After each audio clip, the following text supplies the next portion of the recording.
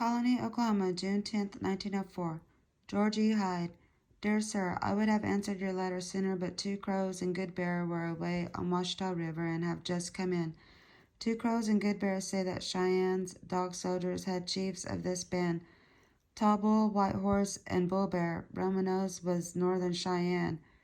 One Northern Cheyenne was killed in this fourth fight. His name was Killed by Bull, and he was the one that had New Lodge over his scaffold, and not Romanose. They hung his medicine drum over his head, and the others were all laid upon scaffolds. They were not looking for any soldiers at this time. Some hunters went out to hunt for buffalo, seen Forrest's camp on a rickery, and came back to the village and told they seen soldiers make camp. So some the young went that night to stamp Forrest's horses and mules, but could not find his camp until coming of daylight.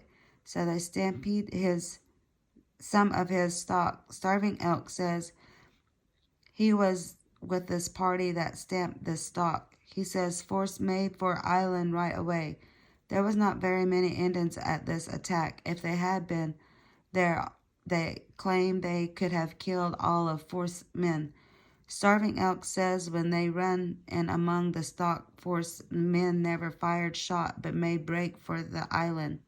The big party of the Cheyennes did not start for Forrest until after the sun was away up.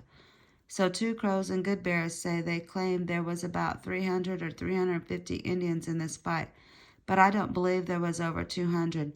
Most of the Cheyennes were south of Arkansas River. I was interpreter for Colonel Winlock. He was an agent and was stationed at Fort Larned in 1868. What was called Southern Cheyennes came south of Arkansas River in August 1868. After they got their annuities from Winlock, I came with them across Arkansas River, then went to Colorado. Two Crows and Good Bear say when they got there, only small party were fighting Forrest. Only one Indian was killed when the big party got there.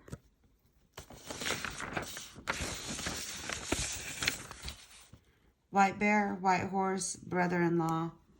The others were killed afterwards. I see someone claims they left some of killed and they scalped them.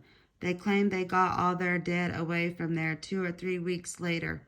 Colonel Carpenter of 10th Cavalry of Negro troops had fight with them again on Beaver Creek, and 2nd medicine men were killed, called by Cheyennes. Young bull robes, they had young buffalo bull hides dressed with horns on them.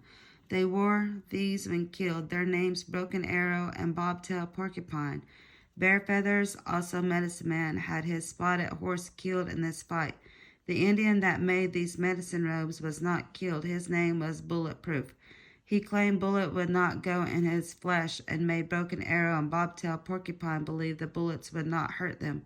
I was at Fort Lyon when Colonel Carpenter came in after this fight. Officers and men told me 2 Indians came within 50 yards of them when killed.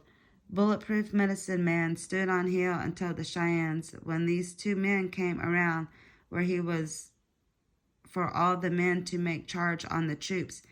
And as it was, these 2 were killed before they got around where he was standing. The soldiers scalped these 2 Indians. That is, their scalp locks were cut out. One of these Indians was not dead, and I was told doctor cut his veins so he could bleed to death. Two Crows claims he was cut in neck. I would be glad to answer any questions you wish to know. Respectfully, George Bent.